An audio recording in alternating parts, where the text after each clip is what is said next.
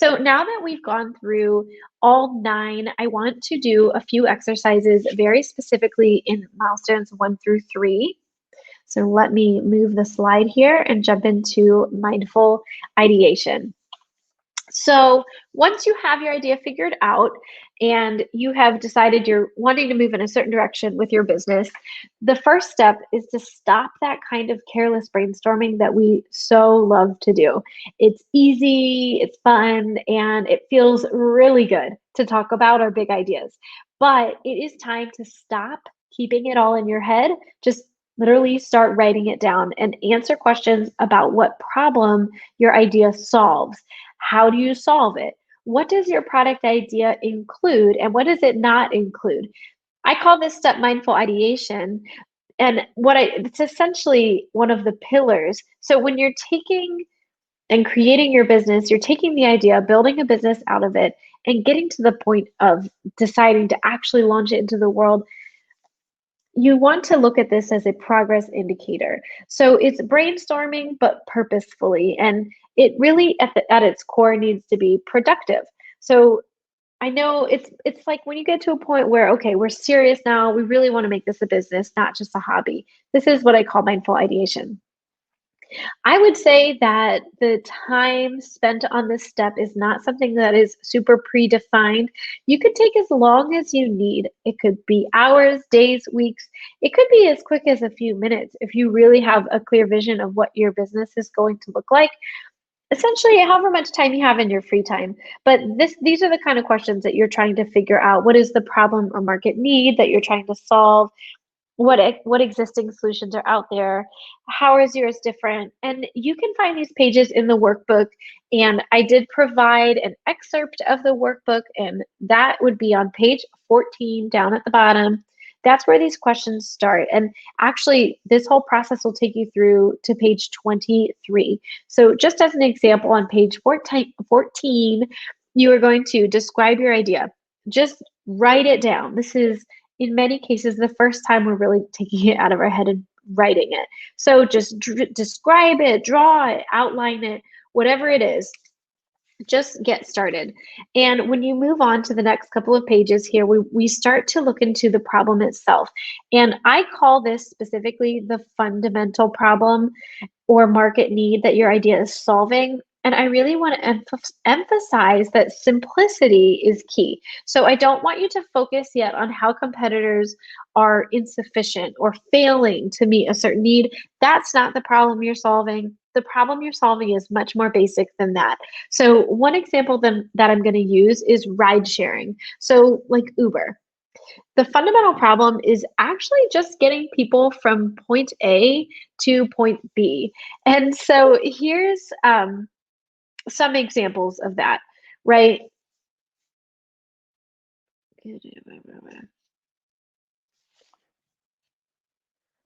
Hold on, I gotta cut it there. Boop, boop. 26. Another question you want to ask yourself is why? Why did you decide to solve this problem? Was there an exact moment? If you can remember, write down the story of how and why your business idea came to you in the first place. So another step I want to take you through on these pages is researching the existing solutions. I say spend at least a few hours researching and just make a list, a master list of every existing solution that you can find that attempts to solve the same fundamental problem. So that problem you came up with before. And I want you to include DIY solutions. And just continually update this list as you discover new products. So going on with the Uber example, if getting from point A to B is the problem, some solutions to that would be owning a car, using public transportation, calling a taxi, using a bike. Those are the kind of solutions that existed at the time. So then what you're going to do is go through the process of actually analyzing each one of those existing solutions. So you'll see on page 20, there's space for you to explain now how each of the existing solutions is ineffective, or maybe it just creates extra hurdles or is somehow inadequate and it's not solving that fundamental problem. in a way that you're going to solve it. So again, with the Uber example, with a car, owning a car can be expensive. Finding parking can be difficult. Public transportation, what about taxis? Sometimes these aren't available everywhere, depending on where you are, and might have inconvenient schedules. So you just go through every existing solution you came up with and you list out some inefficiencies or some reasons why it is just not going to work out. So those are some examples on how to get through the steps of mindful ideation. So for milestone 2, market research, again, this is the research that we are looking into our industry. You want to identify, first of all, what is your industry? So this is going to be a very broad, in the broadest sense of the word. This is the space where similar products are sold. It could be media if you're creating a book or a program or a magazine. It could be apparel if you want to come out with a clothing line. Food. For me, I would call my industry entrepreneurship education. So once you figure out sort of your big picture industry, definitely try to niche down as much as you possibly can. But when you're looking into your industry and the niche, start answering the following questions. Is that industry well established? Is it brand new? Is it crowded? How is it responding to recent changes in customer behavior? As I'm recording this, we're actually in the middle of the COVID pandemic. And so there is a perfect example of customer behavior changing, and especially with something like retail and clothing. If you didn't move online, if you have a retail physical brick and mortar shop and you didn't move online, you might not have made it this far because everything moved online, everything shut down. There was no more shopping in person for months. So see how much you can niche down and look into the market growth and see just whether it's stagnant, growing, or if it's exploding even. It might be a great indicator of whether that is a good industry for you to get into.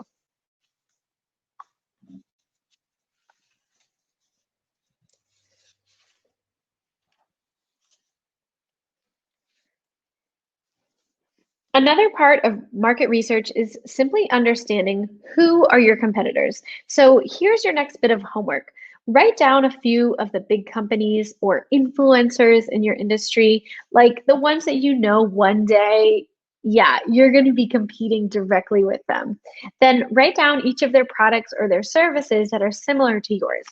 And once you have a few bigger companies on your list of industry players, go down to a medium size. And then finally, the smaller guys, depending on what size you're at, finally, your direct peers with about the same level of influence as you. So this is going to be a list that you're going to want to continually update. And you can find these prompts in the workbook on pages 24 to 27.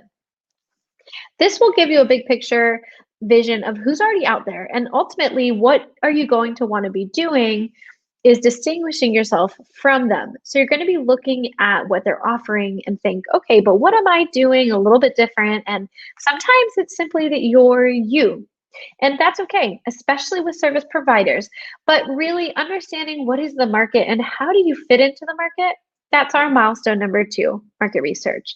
So one more piece of homework that I recommend you do at this point is head over to startuphardup.com/new biz quiz, and that is biz with a Z, and take this business success quiz.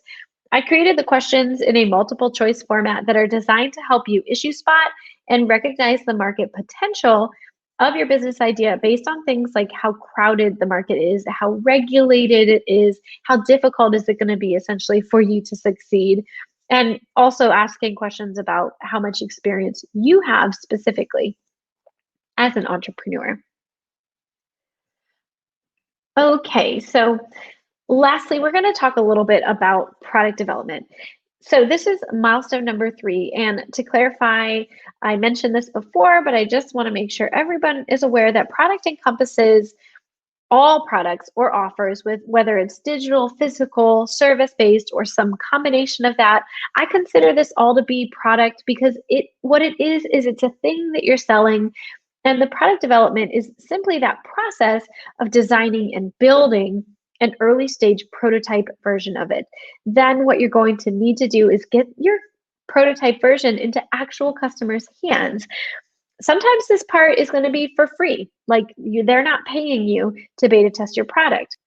You're investing a little bit of time and some resources into your business up front so that you can validate it before pouring a lot of time and a lot of resources in. So this prototype version is what you would call a minimum viable product. And it's essentially an early stage version that has just enough features and conveys the idea of the product itself for the purpose of getting feedback. And to get that feedback, one of the ways you can do it is to send out a survey. For example, SurveyMonkey is free. You can do an actual one-on-one conversation where you arrange calls, and you basically are collecting information so that you can tweak your product. And here I would like to just recognize this important truth about it. The product that you envisioned from the start will probably change.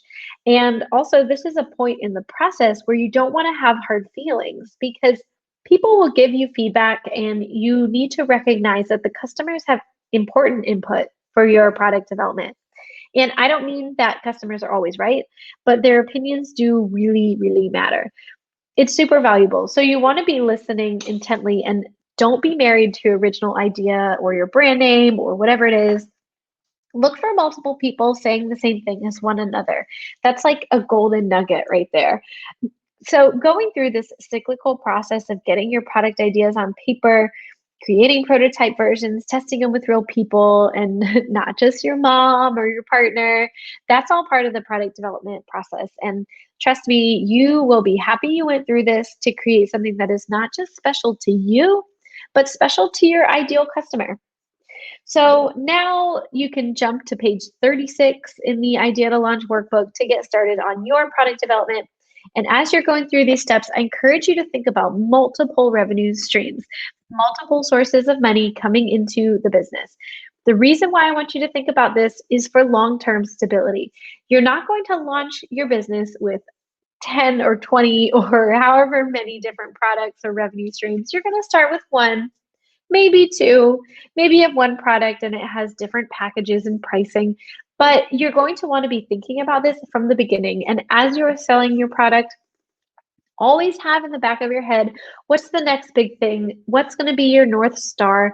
Because having options for your customers down the road as your business grows is important for the psychology of customers. They like to have options, not too many. 3 is kind of a magic number, but also you're creating stability so that if one of your products ends up not being popular, or say it just falls out of fashion and trend, then your business isn't going to completely collapse. So this may be different types of product, different prices for the same product, or even a totally different type of revenue stream like sponsorships or affiliate type of marketing. So check out that portion of the workbook to get started on your product development. All right, so we have reached the end. I really hope that you enjoyed going through these 9 milestones with me and these 3 in a little bit more detail. So I just want to take a second to let you high five yourself, because that was amazing what you've just accomplished in simply taking a step back and having a bird's eye view of all the details of your business, from making cute content and writing captions to taking a very big picture approach. So now you have these tools to build that long-term success and sustainability. So I just have a couple final thoughts before we wrap up and close down on that module 2. If you have a business idea and you're just doubting yourself or not sure whether you can do this, I just really want to say that yes, yes, yes, you can. And what you need is a strategy, you need discipline, and you need heart. And what I propose as a strategy is at least this Idea to Launch framework, and have the discipline to follow through, use your goal setting guide, set your deadlines, be specific and intentional about your goals, and have it in your heart, and make sure that this type of business or the product is something that makes you feel joyful and happy at its core, even when you're taking on a million things in the business. So there's going to be a lot of mundane activities. There's going to be tough stuff, and you'll need to go through a lot of business building maybe some tears, but a lot of hard work before you can hire on help. So don't forget why you started in the first place and know that every day is a new day. So rest up and keep going. So dreamers, that's all I have for you today. Let me know if you have any questions. Feel free to email me directly at hello@startupheartup.com. I'm so thankful to have this opportunity to teach you all on the process of Idea to Launch. And if you are interested in learning more about the remaining milestones 4 through 9, the workbook goes into a lot of really good detail. And just the workbook itself anyway is a great place to write down all your answers to these pillars so that you can build your business and stay organized off of the internet and off of your phone, and taking a break from the blue light and getting back to basics with handwriting out your business plan. So I hope you enjoyed this. Feel free to contact me, and I hope y'all have a really good day.